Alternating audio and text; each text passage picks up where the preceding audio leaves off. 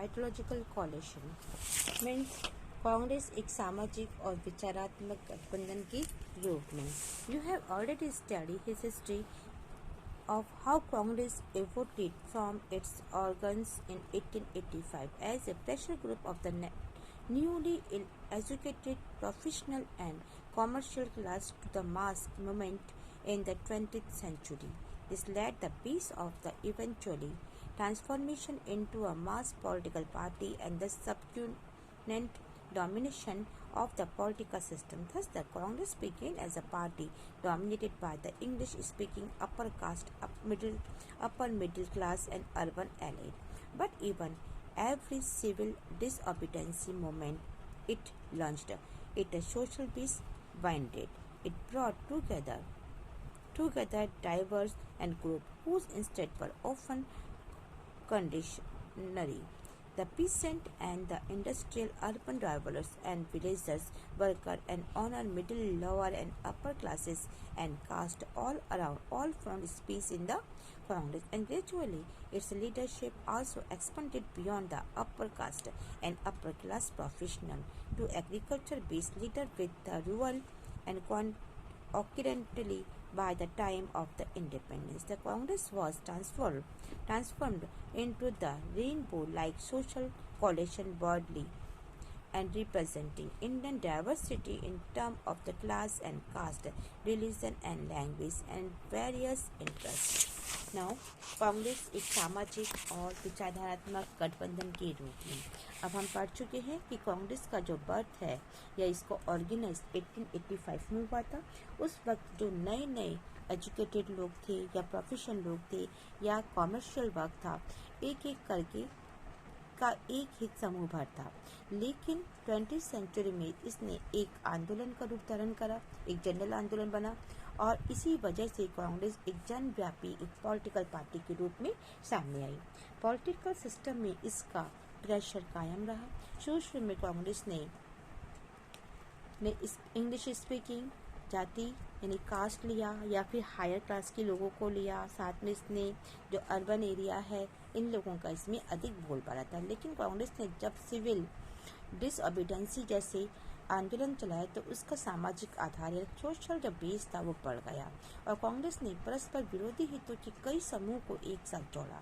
कांग्रेस में pheasant, industrial और urban area जो गांव में रहते थे वो लोग, साथ में वर्कर्स और ये वुमेन्स, ऑनर, ये middle class, lower class, higher class, सभी कास्ट की जाति के लोगों को इसमें जगह मिली. धीरे धीरे कांग्रेस का जो लीडरशिप थी और बढ़ गई और ये इसका लीडरशिप हायर क्लास की जाति के पेशेवर लोगों तक ही सीमित नहीं रहा, बल्कि इसमें जो पीसेंट थे साथ में ये भी शामिल हो गए. गांव की तरफ भी इनका रुझान बढ़ने लगा और इंडिपेंडेंस के समय कांग्रेस की एक सोशल कोalition हमें सामने देखने को मिलती है जिसमें क्लास, कास्ट, रिलीजन, लैंग्वेज इन सब को लेकर के कोalition जो भारत की विविधता में एकता की नुमाइंदगी करती है. Now, the many of these groups merged their identity within the Congress over often. They did not continue to extend within the Congress as group, the individual holding different beliefs. In this sense, the Congress was an ideological coalition as well. It accommodated the revolutionary and pacifist, conservation, the radical, extremist and moderate, and the right, left, and all shades of the center. The Congress was a platform for numerous groups, interested and even political parties to take part in the national movement. In independence day, the many organizations and parties with their own constitution and organization structure were allowed to extend within the Congress. तो इसमें अनेक ऐसी major group थे जिन्होंने अपनी identity को कांग्रेस के साथ एक में कर दिया था और कई बार तो यह भी हुआ कि किसी ग्रुप ने अपनी आइडेंटिटी को कांग्रेस के साथ एक साथ नहीं किया और उन्हें विश्वास था और उन्होंने अपने विश्वास के अपनी बिलीफ को मानते हुए बतौर एक इंडिविजुअल या फिर समूह के रूप के भीतर ही बने रहे. इस अर्थ में कांग्रेस एक आइडियोलॉजिकल कोalition में भी थी और कांग्रेस ने अपने अंदर रिवोल्यूशनरी और पीसेंट, जैसे कंजर्वेटिव, रेडिकल, एक्सट्रीम और नरमपंथी, दक्षिणपंथी, साउथ ईस्ट और धारा के जो मध्यम वर्गीय को था, इन सभी को इसमें समाहित कर लिया। तो कांग्रेस एक मंच की तरह था जिस पर अनेक समूह थे, पॉलिटिकल पार्टीज थी जो आकर के बाद जुड़ते थे और नेशनल मूवमेंट में भाग लेते थे। तो इंडिपेंडेंस के पहले के वक्त में अनेक ऐसी संगठन थी, पार्टी थी जो कांग्रेस में रहने की जिन्हें परमिशन दी गई थी। हालांकि इन संगठनों और पार्टीज के अपने अपने खुद के कॉन्स्टिट्यूशन थे।